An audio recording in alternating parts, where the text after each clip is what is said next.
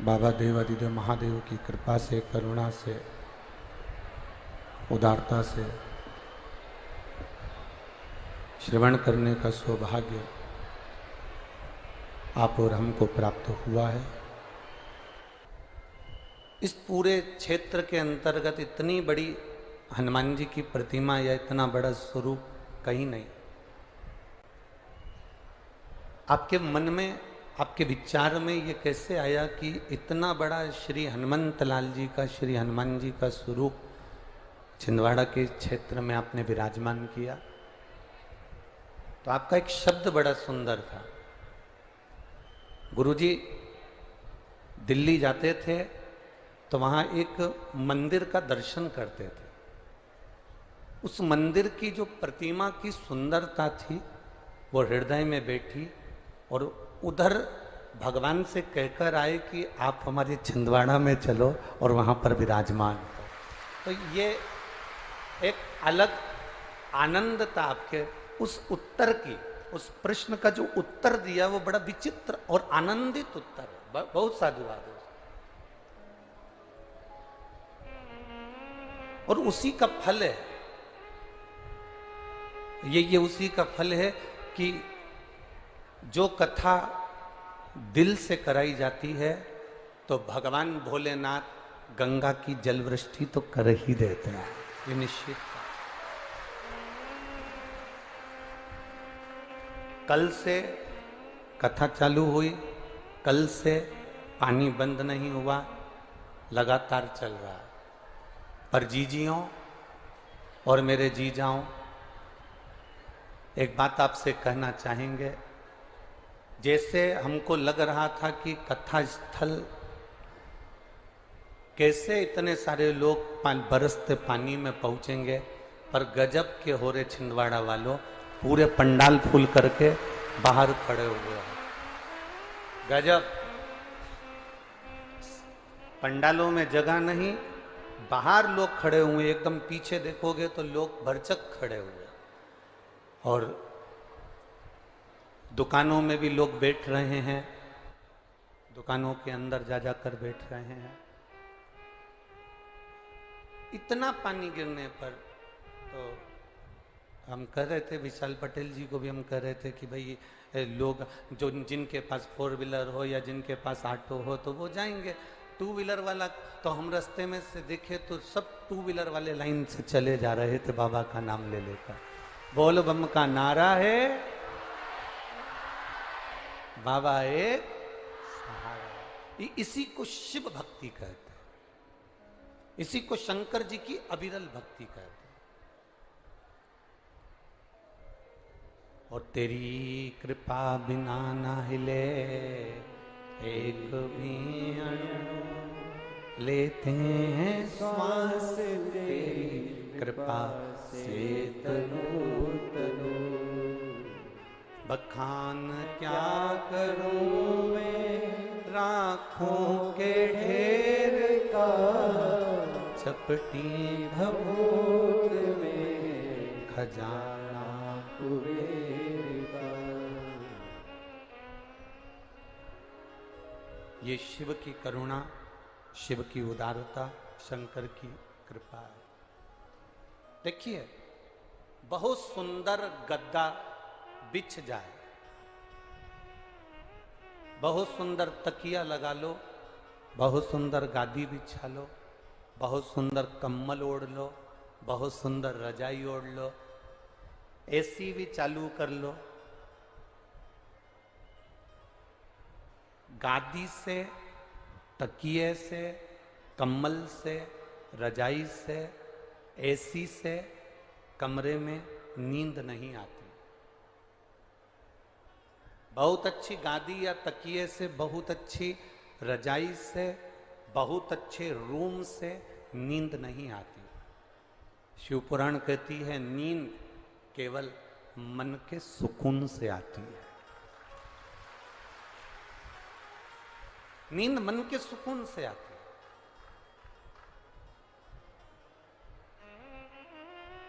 बहुत अच्छी गादी बिछाकर भी अगर आप सो जाओगे और नींद नहीं है तो उस गादी का कोई महत्व नहीं है। शिव के शरीर में चाहे वो जलचर हो, चाहे वो थलचर हो, चाहे वो वायुचर हो, चाहे मनुष्य हो, ये सारे संसार के जितने जीव हैं सब में परमात्मा का वास है।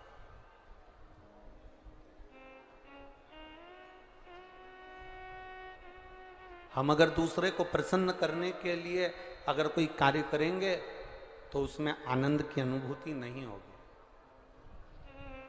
हम दूसरे को प्रसन्न करने के लिए अगर कोई कार्य करेंगे तो उसमें सुख नहीं मिलेगा।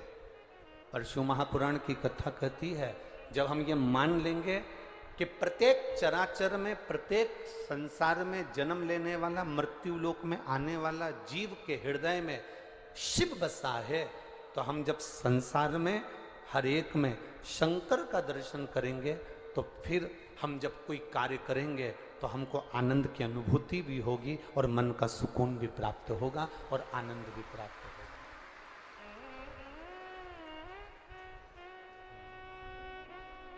शंभु शरणे पड़ी मांगू घड़ी रे दुख काटो दया करी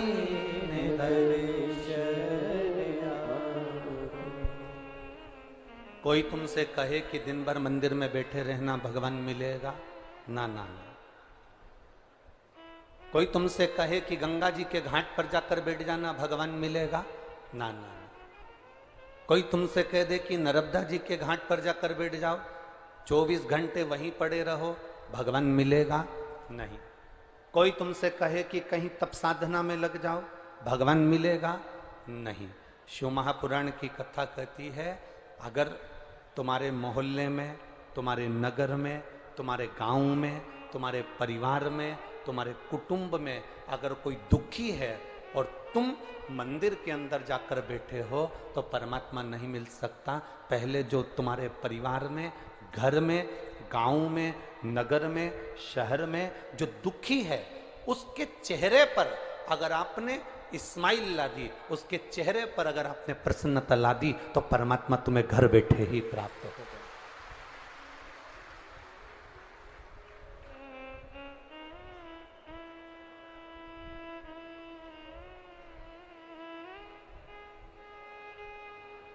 यहां पर कोई भानुमति श्रीवास्तव बैठी हुई होंगी,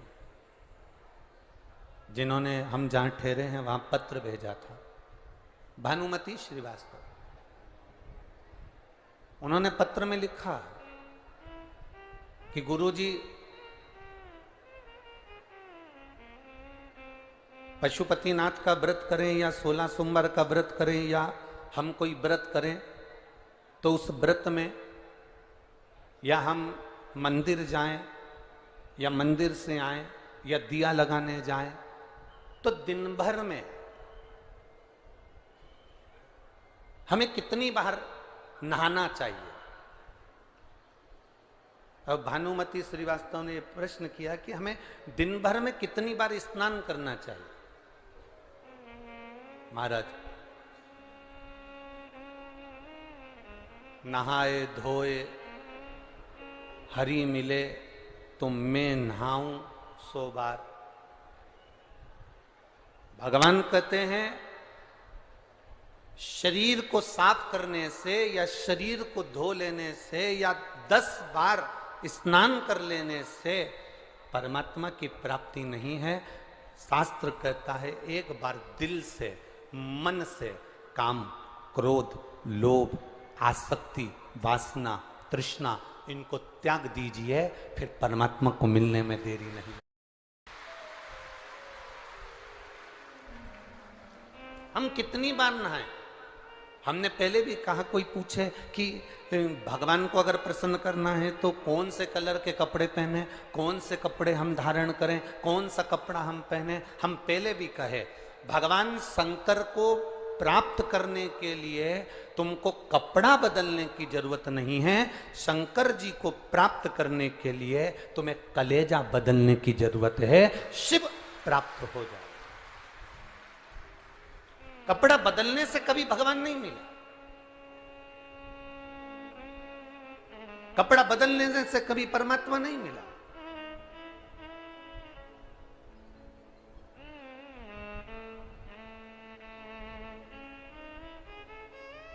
पहले का मैकेनिक और आज का मैकेनिक दोनों में अंतर है। पहले का जो मैकेनिक होता था, एक बार उसके पास में गाड़ी जाती थी, वो गाड़ी ऐसी सुधारता था कि दूसरी बार फिर गाड़ी को आने में समय लगता था। बोलो सही है कि गलत है? पहले का मैकेनिक एक बार गाड़ी सुधारता था और गाड़ी को आने में समय लगता था। आज के जमाने का मैकेनिक गाड़ी सुधारता है, 2 दिन में वापस गड़बड़ हो जाती है, फिर लेकर आना पड़ता है। 8 दिन में फिर गड़बड़ हो जाती है, फिर लेकर आना पड़ता है।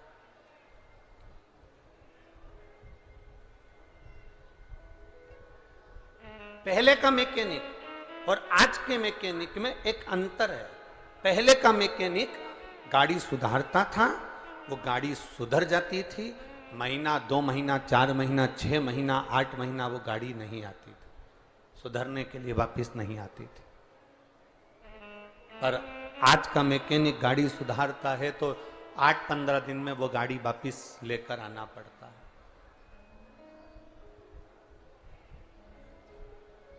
बस कथा भी यही कहती है, पहले के गुरु में और आज के गुरु में एक बड़ा अंतर है, बहुत बड़ा। पहले के गुरु में और आज के गुरु में एक बहुत बड़ा अंतर है।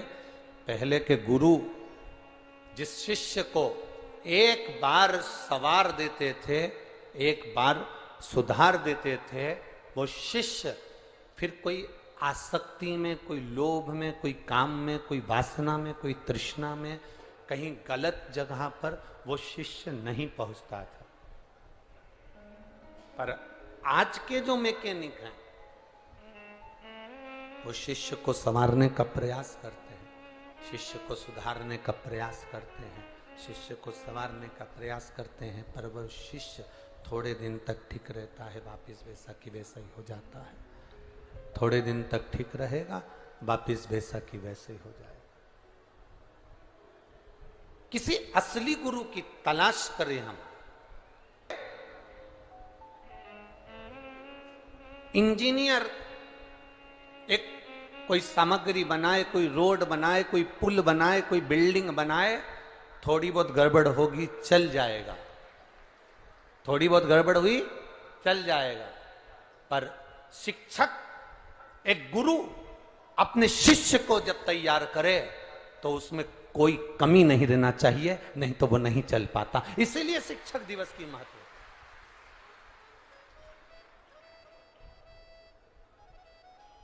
शिक्षक दिवस की महत्वता क्यों है? क्योंकि शिक्षक अपने शिष्य को, एक विद्यार्थी को, एक बच्चे को जो तैयार करे तो उसमें कोई कमी ना छोड़े,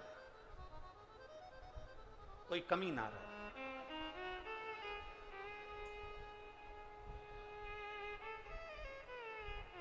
और शिव को गुरु कहा गया, शंकर भगवान को गुरु का पद दिया गया। मेरे ओघड़दानी भगवान शंकर को गुरु का पद दिया गया और शिव जी को गुरु का पद दिया गया। इसलिए शंकर भगवान की कथा कहती है, जो शिव महापुराण की कथा में जाता है, जो शंकर के मंदिर में 1 लोटा जल समर्पित करने के लिए जाता है, जो शिव तत्व को प्राप्त करने के लिए जाता है, जो किसी न किसी रूप में शंकर के मंदिर में, देवालय में, शिवालय में पहुंचता है, शंकर उसको अपना शिष्य बना लेते हैं, शिव उसको अपना चेला बना लेते हैं। और शिष्य बनाया तो कोई गुरु अपने चेले को बिगड़ने नहीं देता है, ये निश्चित था।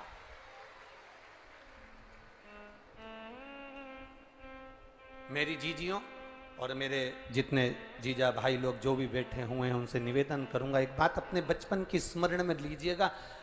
आप और हम एक जैसे हैं। जब स्कूल में मस्ती कर रहे होते हैं, स्कूल में घूम रहे होते हैं, स्कूल में अगर कहीं खेल रहे होते हैं, इतने में कोई टीचर आकर खड़ा हो जाए तो बोलो एकदम स्तुब्ध हो जाते कि नहीं हो जाते? एकदम अपन मस्ती करना बंद कर देते हैं, एकदम हम कोई कार्य कर रहे हैं तो वो बंद कर देते हैं। उसी तरह शंकर का जो शिवालय है, शिव जी का जो मंदिर है, शंकर का जो शिवालय है, हम हमारे भीतर कोई काम, कोई आसक्ति, कोई लोभ, कोई तृष्णा, कोई वासना, ये सब उपद्रव मचा रही होती है। जब हम एक लोटा जल लेकर शंकर जी के मंदिर में जब पहुंचते हैं तो हमारा उपद्रव करना बंद हो जाता है। ना अहंकार, ना काम, ना आसक्ति, ना वासना, ना तृष्णा, ना लोभ, ये सब समाप्त हो जाते हैं। केवल एक रहता है और वो गुरु रूपी शिव है और चेले रूपी अपन है, शिष्य रूपी अपन। कि कृपा की न होती जो आदत तुम्हारी, तो सोनी ही रहती अदालत तुम्हारी। गरीबों के दिल जगा तुम न पाते, तो किस दिल में होती इबादत तुम्हारी। अगर मेरे भोलेनाथ करुणा ना करते, दया ना करते, कृपा ना करते, उनकी दया ना होती तो संसार सागर में कुछ भी नहीं होता। मंथन किया देवता और राक्षसों ने मिलकर, जब शंभु शरणे पड़ी मांगू घड़ी रे घड़ी, दुख काटो दया करीने दर्शन आपो। शंभु शरणे पड़ी मांगो घड़ी घड़ी, दुख काटो दया करीने दर्शन आपो। शिव कथा कह रही है, भगवान शंकर का संवाद कर रहा है, शिव महापुराण की कथा कर रहा है, भगवान देव अधिदेव महादेव का संवाद। शिव गुरु है,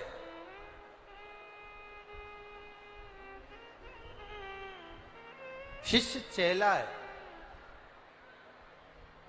एक साधारण सा संसार में रहने वाला मानव, एक साधारण सा संसार में रहने वाला मनुष्य भगवान देव अधिदेव महादेव के शिष्य के रूप में आसक्तियों से दूर कर देता, वो काम से दूर कर देता, वासनाओं से दूर कर देता, तृष्णा से दूर कर देता।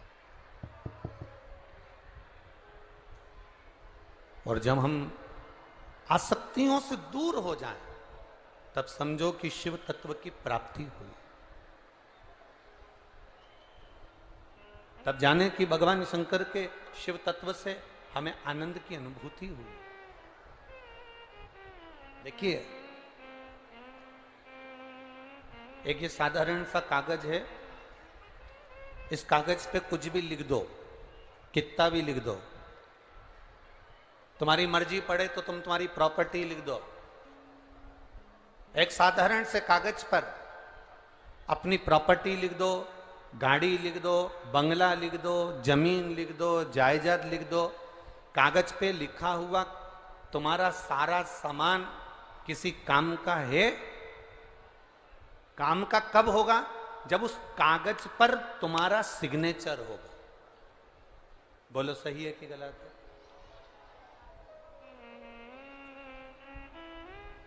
इस कागज पर जब तक तुम्हारा सिग्नेचर नहीं है, इस कागज पर कुछ भी लिखो चलेगा।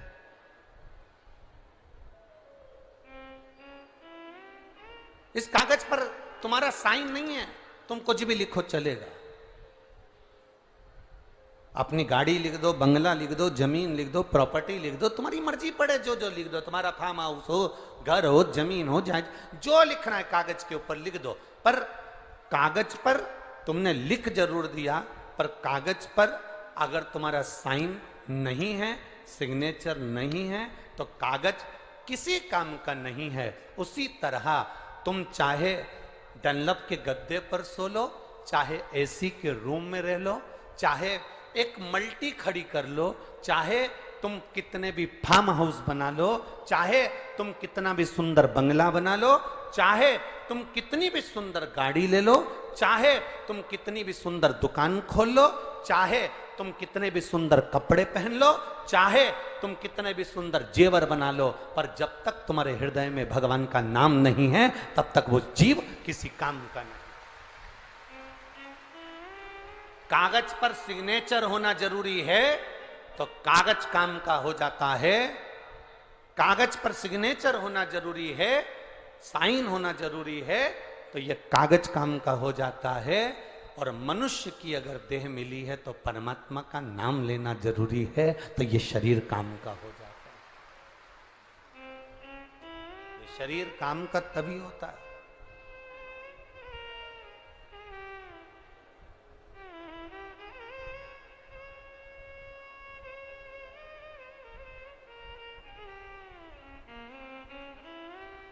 एक बात आपसे पूछें छिंदवाड़ा वालों, उत्तर देना जरा। कुत्ता मरता है तो उसको कपड़े से ढका जाता है क्या? नहीं। छिपकली मरे तो बोलते जाओ जरा। सुअर मरे तो, घोड़ा गधा मरे तो, जीव जानवर मरे तो नहीं। और मनुष्य मरे तो कपड़े से ढका जाता है ना। जब कुत्ता को नहीं ढाको, जानवर को नहीं ढाको, घोड़ा गधा को नहीं ढाको, बंदर मरे तो नहीं ढाको, छिपकली मरे तो कपड़े से नहीं ढाको, तो ये मनुष्य मरता है तो इसको कपड़े से क्यों ढका जाता है? केवल उसका एक कारण है, इसने पाप इतना करा होता है कि इसको ढक कर ही ले जाया जाता है।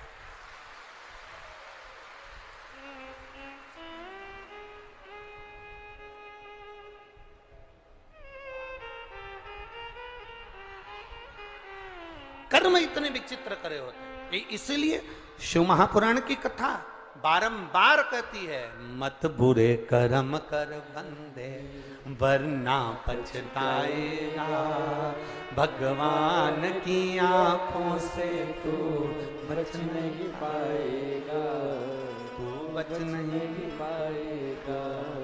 अरे ओ अज्ञानी मत करना, अरे ओ अज्ञानी मत करना, तेरे कर्म का फल भी तू ही पाएगा, जैसा किया तूने तेरे आगे आएगा।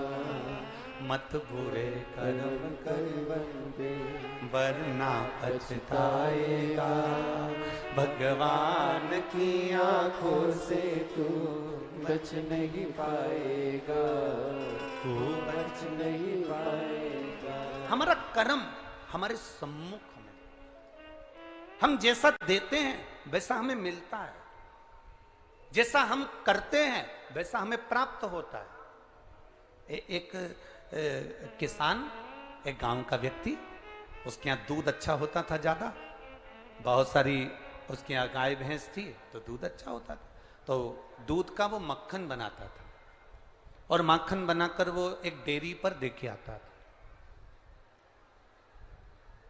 अब माखन बनाया उसने और डेयरी पर दे आता था।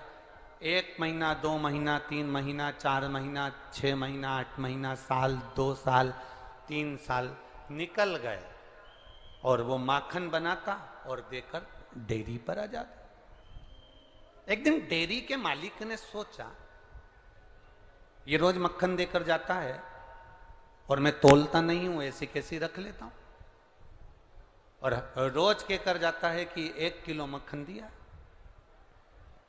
आज मैं एक काम करता हूं कि तोलता हूं। डेयरी के मालिक ने उस माखन को तोला तो वो 700 ग्राम निकला।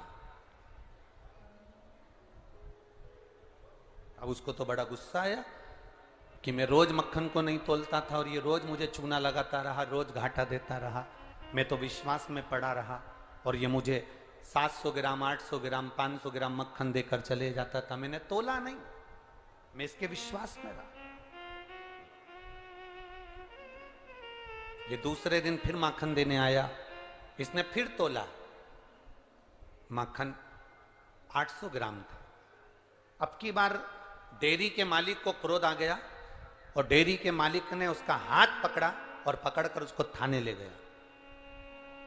4 साल 5 साल से तू मुझे चूना लगा रहा, मैं तेरे विश्वास में, तो जितना माखन लाकर देता है मैं रख लेता हूं, और रोज कहता है 1 किलो माखन है।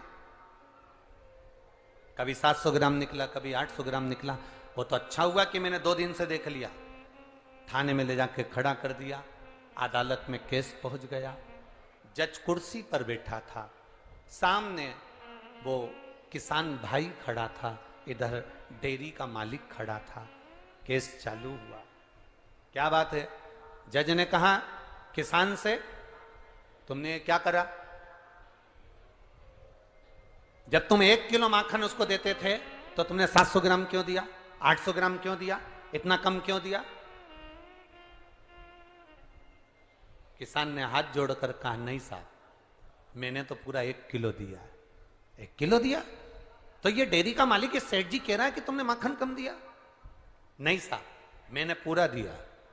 तुम्हारे पास में माखन तोल के लेके आते थे? हाँ साहब। तराजू है? नहीं साहब। बाट है? नहीं साहब। तो माखन कैसे लेकर आते थे? साहब, ये जो डेयरी का मालिक है ना, इसको मैं माखन देता था और इससे रोज हमेशा 2-3 दिन में कहता था, लाओ जरा 1 किलो शक्कर दे दो। इनसे 1 किलो शक्कर रोज लेकर जाता था। मेरे पास में बाट तो नहीं था, तराजू में एक तरफ मक्खन रखता था, दूसरी तरफ शक्कर रखता था, उसके बराबर में तोल कर दिया था।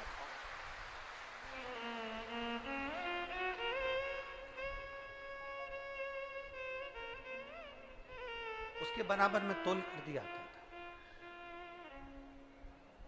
अब डेयरी के मालिक की आंखें नीचे दब गई कि मैं इसको 700 ग्राम शक्कर तोल के देता था, जैसा मैंने दिया वैसा मुझे, मैंने जैसा दिया।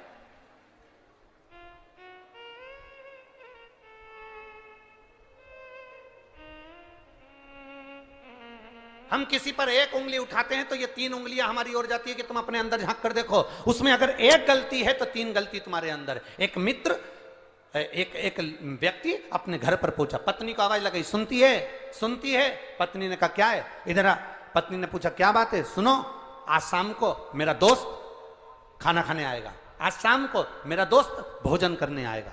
पत्नी से पति ने कहा, सुन, ये घड़ी छुपा कर रख दे, चप्पल छुपा के रख दे, गुलदस्ता छुपा के रख दे, और सुन, वो वहां पर सामने जो मोबाइल रखा है छुपा के रख दे। इतने में पत्नी ने बोला, क्यों, तुम्हारा दोस्त चोर है?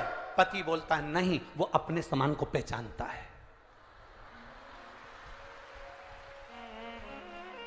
दोस्त चोर नहीं है, वो अपने सामान को पहचान रहा। बस हमारी जिंदगी भी ऐसी ही है। पूरा जीवन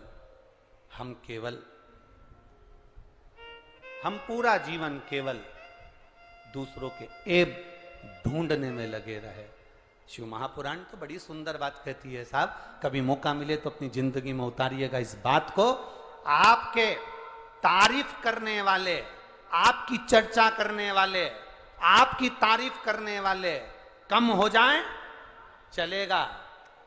आपकी तारीफ करने वाले कम हो जाएं, चलेगा। शिव महापुराण कहती है, पर आपकी निंदा करने वाले कम नहीं होना चाहिए, बढ़ना चाहिए।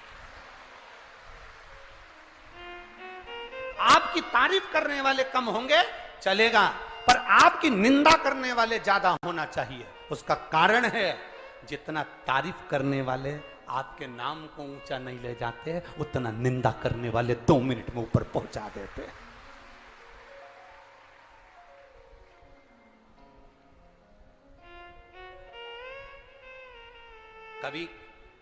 कभी आपने कहीं सुना कि किसी ने ब्रह्मा जी की निंदा करी? कभी आपने कहीं सुना कि भगवान विष्णु की किसी ने निंदा करी?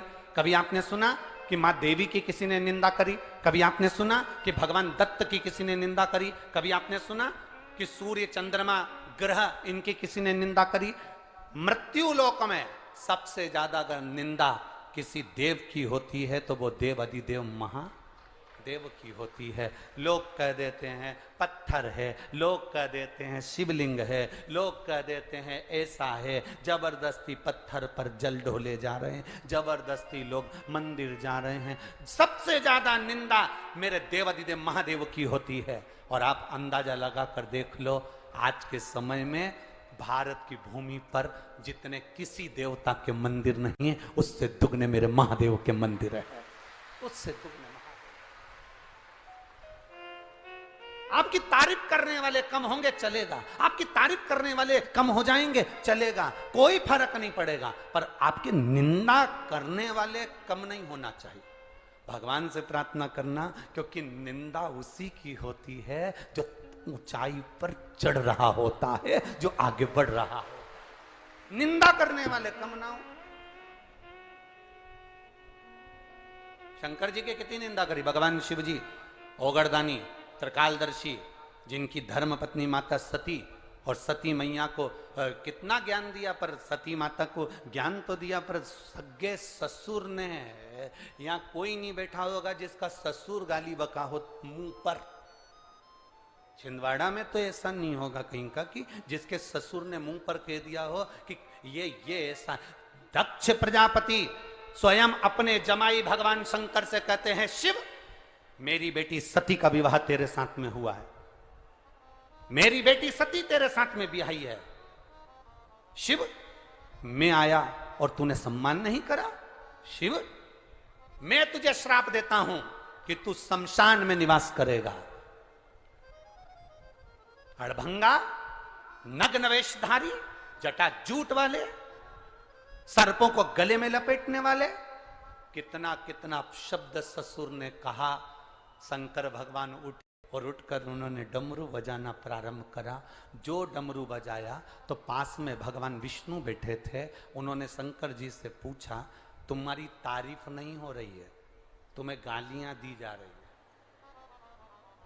और तुम्हें रहने के लिए शमशान दे दिया गया है, और तुम डमरू बजा रहे हो। शंकर भगवान बोले, नारायण आप नहीं जानते, मेरा ससुर सही में आज मालूम पड़ा कि मेरा ससुर है।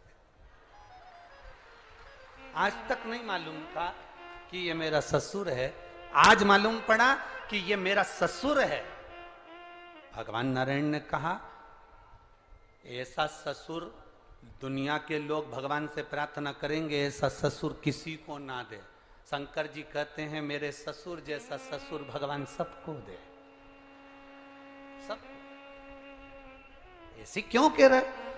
भगवान नारायण ने पूछा, ऐसे शब्द बोल रहे हो कि तुम्हारा ससुर तुम्हें गाली दे रहा, आप शब्द कह रहा है, ताने दे रहा है, रहने के लिए शमशान कहा कि शमशान में तेरा निवास हो, और तुम कह रहे हो ससुर जैसा। अरे मेरे ससुर की निगाह बहुत ऊंची है। मेरा ससुर जो सोचता है वो दुनिया में किसी का ससुर नहीं सोचता। मेरे ससुर ने कितना मेरे लिए सोचा। मेरे ससुर ने कहा, तू शमशान में निवास करना, क्योंकि मेरे ससुर अगर दूसरी जगह पर प्लाट दिलाता तो वहां कोई भी कब्जा कर लेता, तो मेरे ससुर ने मुझे शमशान दिया है। शमशान में कौन कब्जा करे? शमशान में कौन कब्जा करे?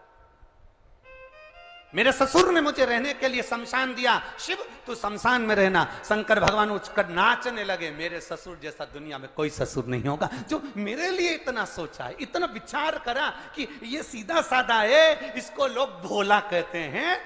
अरे इतना भोला है कि इसके पास में विष आया तो विष पी गया, धतूरा आया तो धतूरा धारण कर लिया, अरे सांप मिला तो सांप धारण कर लिया। इतना भोला मेरा जमाई है। अगर मैं इसको कहीं दूसरी जगह प्लाट दिला दूंगा और मकान बना दूंगा तो ये किसी को भी दान दे देगा। इसलिए इनने कह दिया कि तू शमशान में रहे। शमशान में कोई ना तो कब्जा करेगा और ना कोई शमशान दान लेगा। शमशान शमशान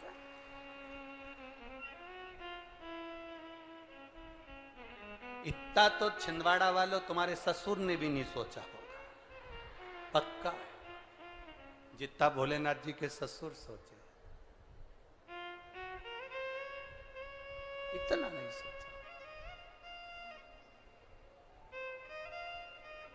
अब शब्द कहे गए, निंदा करी गई, ताने दिए गए, आड़ा टेढ़ा कहा गया, कहा दुनिया के लोगों ने, फिर वही बात, प्रशंसा करने वाले कम हो जाए चल जाएगा, पर निंदा करने वाले कम नहीं होना चाहिए। जितने निंदा करने वाले, तुम्हारे लिए अब शब्द बोलने वाले जितने जितने ज्यादा होंगे, उतना उतना तुम जिंदगी की उन्नति की ओर बढ़ते चले जाओगे। आग लगे बस्ती में, अपन रहो मस्ती में, लहे सो कहे।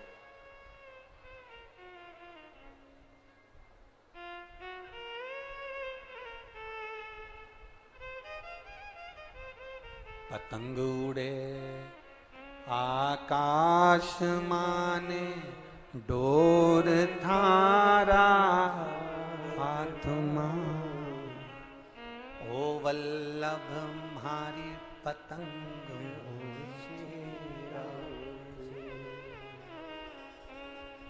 वो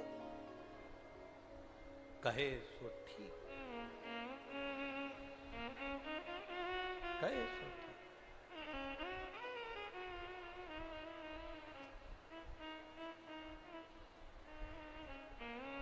भोले मैं तेरी पतंग, शंभो मैं तेरी पतंग। बाबा तेरे चरणों की मैं दासी, तेरे भजन में मेरा चित्त रमे, तेरे भजन में मेरा मन रमे, तेरी भक्ति में मेरा चित्त रमे।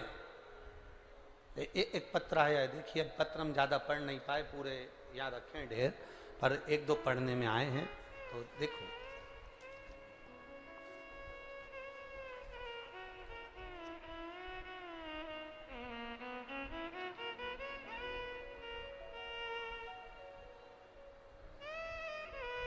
शैल कुमारी साहू,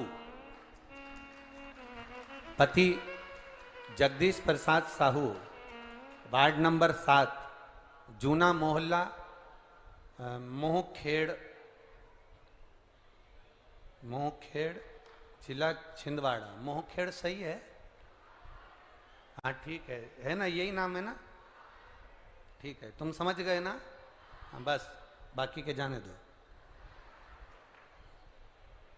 शैल कुमारी साहू, पति जगदीश प्रसाद साहू, वार्ड नंबर 7, जूना मोहल्ला, मोहखेड़, जिला छिंदवाड़ा। मोबाइल नंबर ये है। कहीं बैठी हो तो हाथ हिला सकती हो, अगर कहीं बैठी हो तो अपना हाथ जरूर हिला, जहां भी बैठी हो। गुरुजी, शादी को 13 साल हो गए थे, संतान का सुख नहीं था। गुरुदेव, डॉक्टरों के अनुसार संतान का सुख नहीं था हमारे यहाँ। दोनों की सारी जांचें करी गई, और डॉक्टरों ने भी कह दिया था कि संतान नहीं होगी। टेस्ट बेबी करवाया, उसका भी कोई रिजल्ट नहीं आया। तब आखिरी में विचार किया कि अब संतान का सुख है ही नहीं, छोड़ दिया विचार। टेस्ट बेबी भी 2 से 3 बार कराया गया, पर कोई फल नहीं मिला। आखिरी में फिर एक बार छोटे से मोबाइल पर किसी ने आपकी क्लिप भेज दी, उसको सुना। सुनने के बाद शिव महापुराण की कथा सुनना प्रारंभ करा। आपने बताया था पशुपति व्रत के बारे में, पशुपति व्रत के बारे में बताया, सफेद आंकड़े की जड़ का प्रयोग बताया, बेलपत्र का सेवन बताया। गुरुजी, अब जब डॉक्टरों ने मना कर दिया, टेस्ट बेबी भी फेल हो गया, तब हमने ये प्रयास करना प्रारंभ करा। और बाबा की कृपा का हम क्या वर्णन करें गुरुदेव। केवल 1.5 महीना हुआ और गर्भ ठहरा, और बाबा की कृपा से ऐसी करुणा हुई कि हमारे घर में पुत्र रत्न की प्राप्ति 13 वर्ष के बाद हुई है। कहीं बैठे हो तो हाथ हिला सकती हैं, जहां भी बैठी हो हाथ हिला सकती हैं। 13 वर्ष के बाद पुत्र रत्न की प्राप्ति।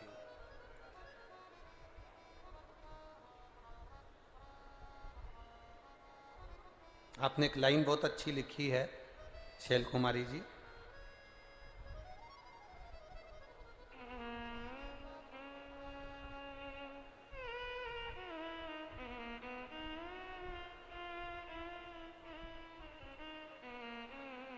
आपने एक लाइन लिखी है, सागर में इतना पानी की कागर में ना समाए, हमारे मन में इतनी बात है कि पत्र में ना समाए। शैल कुमारी ने पत्र,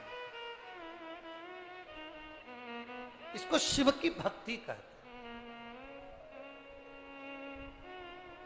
छिंदवाड़ा वालों और छिंदवाड़ा के आसपास के जितने भक्त यहां पहुंचे हैं, आपसे एक बात कहना चाहेंगे, कुछ भाग्य बड़ा प्रबल है आप लोगों का, इसलिए ये सुंदर 5 दिन की शिव महापुराण की कथा आपके छिंदवाड़ा को मिली है। कहीं भाग्य है,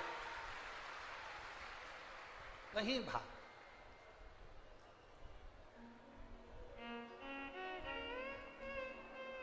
और जितने बैठे हो, हम जानते हैं कि जगह नहीं है पंडालों में, और ये सब हम स्मरण कर रहे हैं। आप लोग इतनी संख्या में सब लोग खड़े हुए हो, साइडों में भी, उधर पीछे भी सब लोग।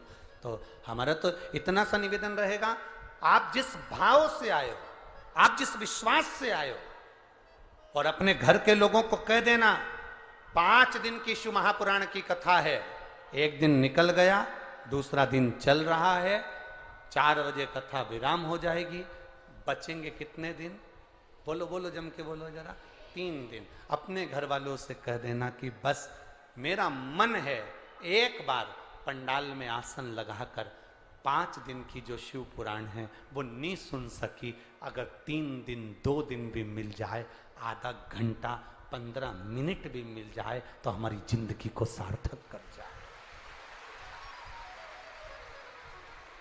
हजारों वर्ष तक तप साधना का जो फल है, हजारों वर्ष तक तप साधना का जो फल मिलता है, शिव महापुराण की कथा में बैठकर भगवान शंकर का गुणगान करने का वो फल हमें प्राप्त हो जाता है। वो फल एक बार वशिष्ठ बाबा और विश्वामित्र जी, इन दोनों में विवाद हुआ। ये 13 साल के बाद हुआ है। ले आओ ले आओ ले आओ।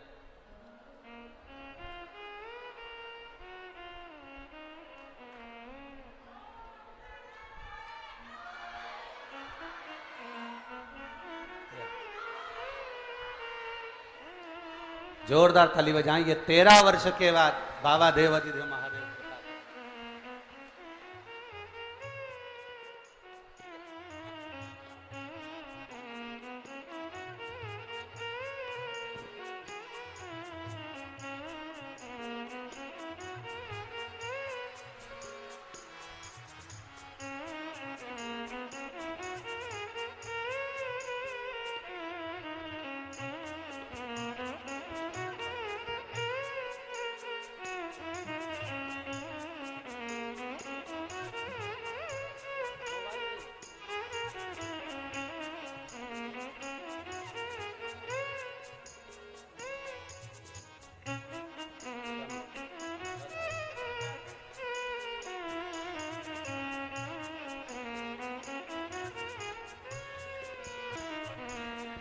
तेरी कृपा बिना न हिले एक भी अणु, लेते हैं श्वास तेरी कृपा से तनो तनो। आप बैठकर कथा श्रवण कर रहे हैं, भजन कर रहे हैं, शिव तत्व की प्राप्ति कर रहे हैं। हजारों वर्ष के तप का जो फल होता है, वो सत्संग में अगर जाकर बैठ गए, शिव महापुराण में अगर जाकर बैठ गए, तो एक क्षण के सत्संग में वो फल प्राप्त हो जाता है। एक क्षण के सत्संग में वो फल आपको मिल जाता है, एक क्षण के सत्संग में। वशिष्ठ बाबा और विश्वामित्र जी दोनों में आपस में विवाद हुआ, दोनों में आपस में। विश्वामित्र जी ने कहा तप बड़ा होता है,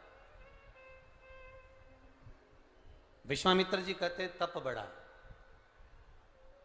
वशिष्ठ बाबा कहते हैं सत्संग बड़ा है।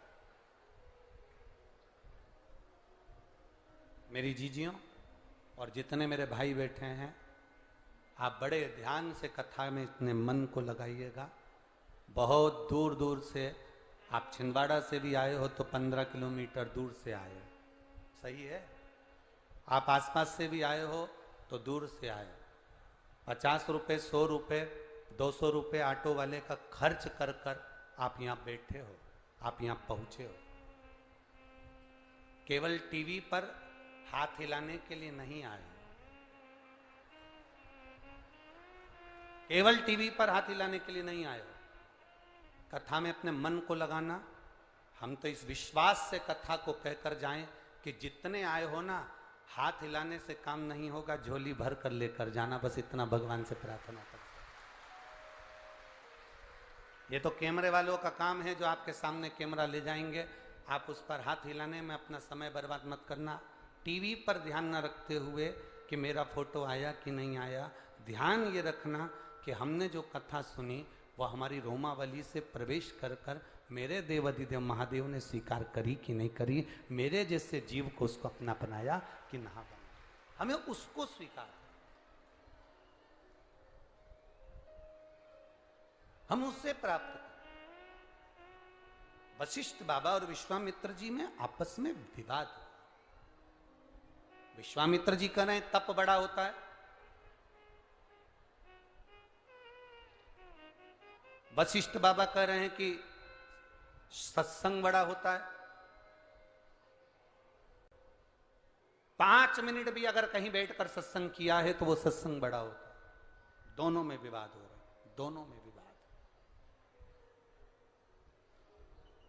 अब दोनों झगड़ा करते करते दोनों की दोनों भगवान नारायण के पास में पहुंच गए, भगवान विष्णु के पास पहुंचे। और दोनों झगड़ा करते करते जब भगवान विष्णु जी के पास में पहुंचे तो भगवान नारायण शेषनाग की सैया पर विश्राम कर रहे थे। लक्ष्मी जी उनके चरणों में बैठी हुई थी और उन्होंने,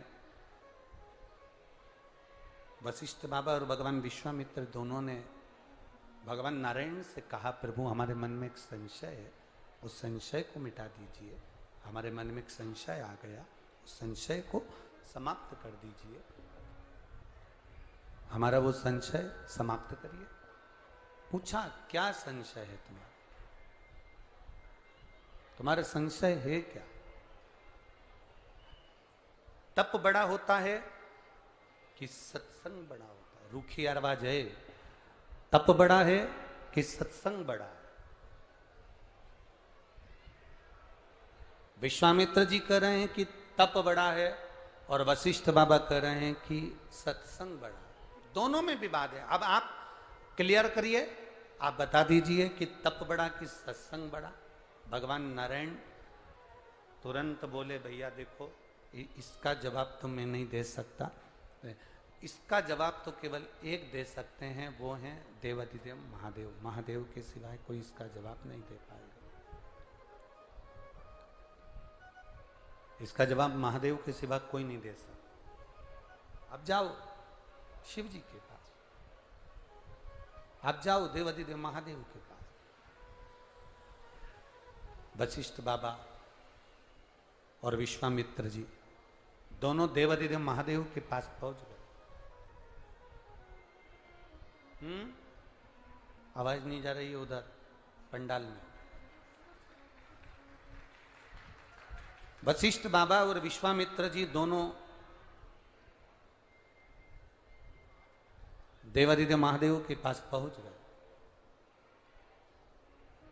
और देवाधिदेव महादेव के पास में जब दोनों पहुंचे, भगवान देवाधिदेव महादेव ने पूछा क्या बात है, कैसे आना हुआ? विश्वामित्र जी कहते हैं कि तप बड़ा होता है और वशिष्ठ बाबा कह रहे हैं सत्संग बड़ा होता है।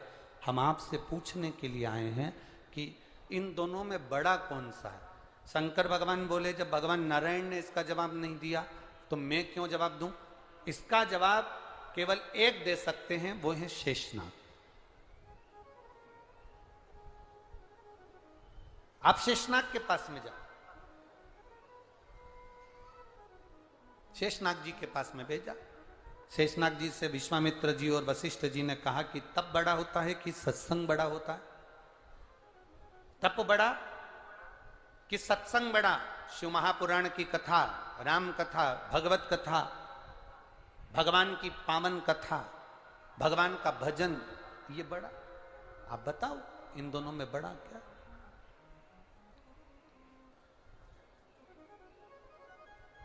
शेषनाग जी बोले मैं उत्तर तो दे दूंगा, पर बात इतनी सी है कि उत्तर देने में मना नहीं है, पर मेरे फन के ऊपर जो ये पृथ्वी रखी है, ये पृथ्वी निरंतर घूम रही है। इस पृथ्वी को घूमने से थोड़ी देर रोक दो तो मैं तुमको इसका उत्तर दे दूं।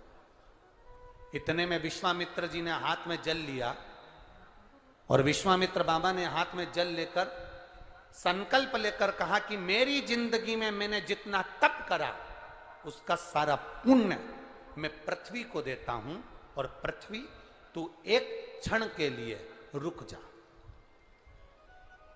पृथ्वी नहीं रुकी, पृथ्वी रुकी नहीं। जब पृथ्वी नहीं रुकी तब वशिष्ठ बाबा ने देखा कि विश्वामित्र जी से ये पृथ्वी नहीं रुकी, तो वशिष्ठ बाबा ने कहा, हे पृथ्वी मैया, मैंने अगर किसी सच्चे गुरु के पास में बैठकर एक क्षण का भी सत्संग करा हो तो वो एक क्षण के सत्संग का पुण्य मैं आपको देता हूं, पृथ्वी रुक जा। और पृथ्वी एक क्षण के सत्संग के पुण्य से रुक गई। तब शेषनाग जी ने कहा कि देखो, ये तप और सत्संग, इन दोनों में सबसे बड़ा है सत्संग। इसलिए शिवपुराण की कथा कहती है कि आप अगर शिवपुराण की कथा में जाकर बैठे हो, टीवी के सामने कथा चल रही है, आप कथा में बैठे हो, मोबाइल पर कथा सुन रहे हो, पंडाल में बैठकर कथा सुन रहे हो, जहां जगह मिली वहां बैठकर यदि आप एक क्षण की भी कथा श्रवण कर रहे हो तो वो एक क्षण की कथा भी तुम्हारे दुख को रोक सकती है, तुम्हारी तकलीफ को रोक सकती है। भजन, कीर्तन, स्मरण, पुण्य, भगवत कीर्तन, भगवान का भजन, किसी दुखी के चेहरे पर प्रसन्नता, ये हमारे दुख को भी रोक, ये हमारी तकलीफों को भी रोक देती है।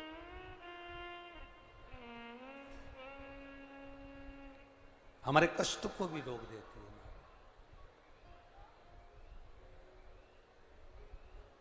शिव कथा कह रही है, शिव कथा कह रही है, सुगंधा, जिसको ऋषियों ने कहा था कि तुम एक काम करना, 16 श्रृंगार कर कर जैसे तुम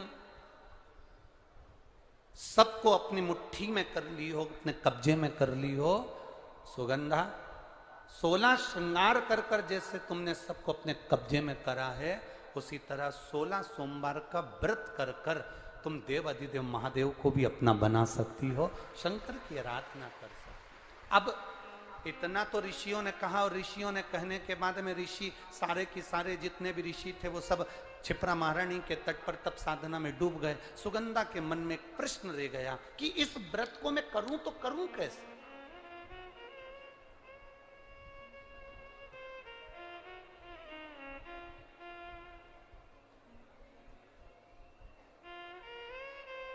पशुपतिनाथ का व्रत और 16 सोमवार का व्रत, दोनों में एक अंतर है। पशुपतिनाथ का व्रत जब 5वां व्रत रहता है, उसी दिन श्रीफल बाबा को समर्पित कर दिया जाता है। बोलो सही है? उसी दिन 5वें व्रत में। पर 16 सोमवार का जो व्रत होता है, इसका जो उद्यापन होता है, वो 16 सोमवार पूरे होने के बाद 17वें सोमवार पर इसका उद्यापन का महत्व आता है। कितने सोमवार पूरे होना चाहिए? जम के बोलो जरा। 16 सोमवार पूरे होने के बाद 17वां जो सोमवार होता है, 17वां जो सोमवार है, बस उस सोमवार पर फिर इसका उद्यापन हो। 16 सोमवार पूर्ण होने दोनों में अंतर। अब मन में प्रश्न जागृत हो गया सुगंधा के। सुगंधा ने विचार करा कि अब मैं करूं तो करूं क्या। ऋषि तो तप साधना में बैठ गए, ऋषि तो तप साधना में लग गए, क्षिप्रा महारानी के तट पर बैठ गए। अब ये ना जाने कब उठेंगे और कब उठेंगे, और मैं कब इनसे पूछूंगी कि मुझे व्रत कैसे करना है, व्रत का नियम क्या है, व्रत करूं तो करूं कैसे, और इस व्रत को मैं कौन से महीने में उठा लूं जिससे मेरी जिंदगी की सार्थकता सिद्ध हो जाए।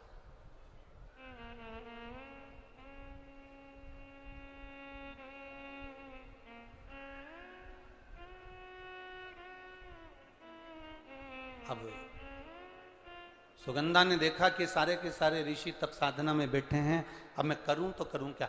1 वर्ष निकल गया।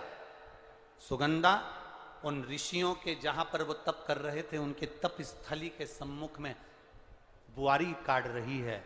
जैसे शबरी अम्बा, मां शबरी राम जी की प्रतीक्षा में जैसे बुआरी काटती थी, झाड़ू लगाती थी, सेज बिछाती थी, पुष्प की रंगोली डालती थी, ऐसे वो सुगंधा भी ऋषियों के जागने का इंतजार कर रही। वो सुगंधा भी ऋषियों के जागने का इंतजार कर रही।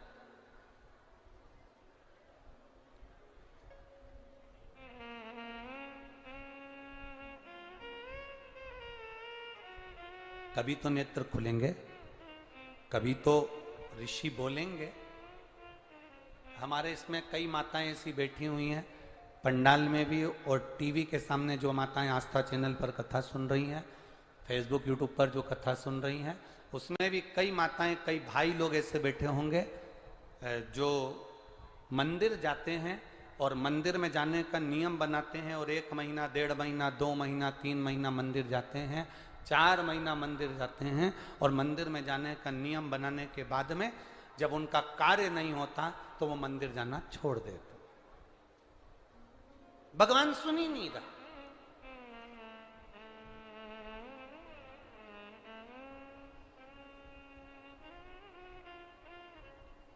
कई लोग पत्र भी लिखते हैं, ऐसा नहीं कि पत्र नहीं लिखते, कई लोग पत्र में लिखते हैं, गुरुजी हम 4 महीने से मंदिर जा रहे थे, गुरुजी हम 3 महीने से मंदिर जा रहे हैं, हम 5 महीने से मंदिर जा रहे हैं, भगवान तो हमारी सुन ही नहीं रहा।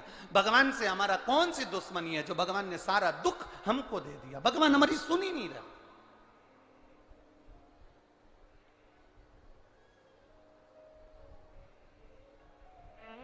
सबकी सुनता है, इतने सारे आपके पास में पत्र आते हैं, गुरुजी भगवान सबकी सुनता है तो हमारी क्यों नहीं सुन रहा। हम भी तो मंदिर जा रहे हैं, हम भी तो भगवान को जल चढ़ा रहे हैं, हम भी तो भगवान के मंदिर में झाड़ू लगा रहे हैं, हम भी तो भगवान के मंदिर में पोछा लगा रहे हैं, हम भी तो भगवान का श्रृंगार कर रहे हैं, फिर भगवान हमारी सुनता क्यों नहीं है।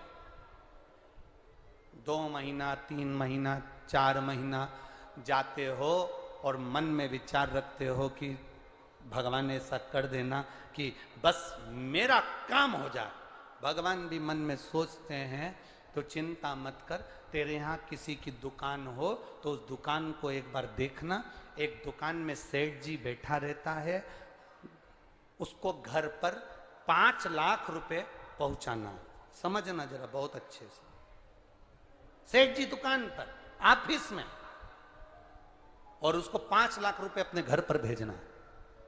उसके यहां पर 15 नौकर काम कर रहे हैं। एक नौकर 1 महीने पहले लगा, एक नौकर 3 महीने पहले लगा, एक नौकर 10 महीने पहले लगा, एक नौकर 1 साल से लगा, एक नौकर 5 साल से लगा। अब सेठ जी वो 5 लाख रुपए अपने घर भेजना है तो कौन से नौकर के हाथ में देंगे? बोलो रीजी जी। जो 1 महीने काम पर आया उस पर, जो 2 महीने काम पर आया उस पर, जो 3 महीने काम पर आया उस पर, जो 4 महीने काम पर आया उस पर नहीं। सेठ जी ने पुराने को बुलाया, इधर आओ, इधर आओ। हाँ सेठ जी, बेटा ये बैग घर पर रख के आना, हो संभाल के ले जाना, 5 लाख रुपए सावधानी से ले जाना। जी आप चिंता मत करो सेठ जी, आप बिल्कुल चिंता मत करो। सेठ जी ने 5 लाख का बैग दिया और 5 लाख का बैग उस पुराने नौकर ने, जो 2 साल से, 3 साल से, 4 साल से लगातार सेवा में लगा हुआ था, वो 5 लाख का बैग सेठ जी ने उसके हाथ में पकड़ाया कि ये तुम देकर आना।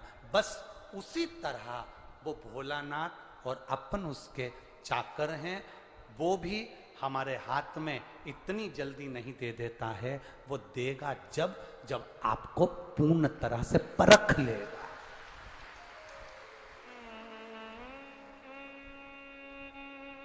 आपको पूर्ण तरह से जब वो परखेगा तब वो देगा।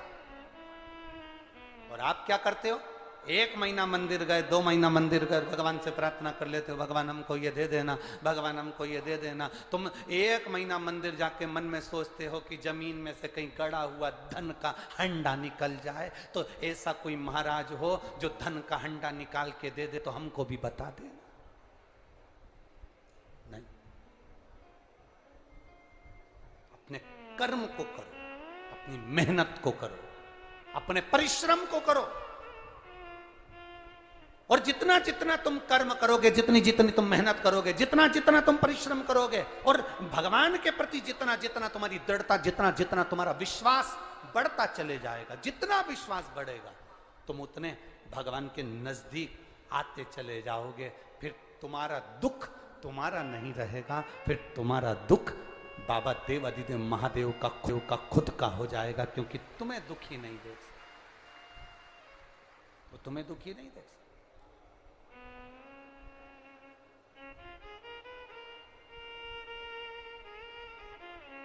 कहे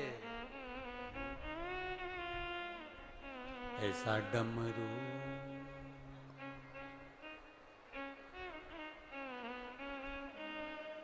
भोले बाबा ने सा बजाया डमरू, बजाया डमरू, सारा कैलाश पर्वत मगन हो गया।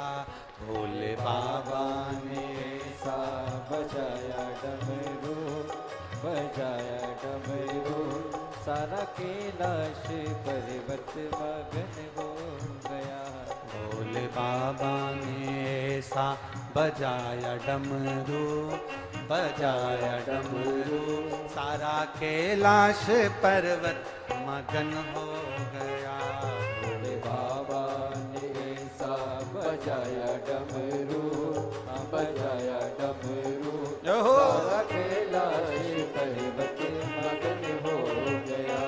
सारा कैलाश पर्वत मगन हो गया, सारा कैलाश पर्वत मगन हो गया। सारा कैलाश पर्वत मगन हो गया, सारा कैलाश पर्वत मगन हो गया। सारा कैलाश पर्वत मगन हो गया, सारा कैलाश पर्वत मगन हो गया। सारा कैलाश पर्वत मगन हो गया, सारा कैलाश पर्वत मगन हो गया। भोले बाबा ने ऐसा बजाया डमरू, बजाया डमरू, सारा कैलाश पर्वत मगन हो गया। भोले बाबा ने ऐसा बजाया डमरू, बजाया डमरू, सारा कैलाश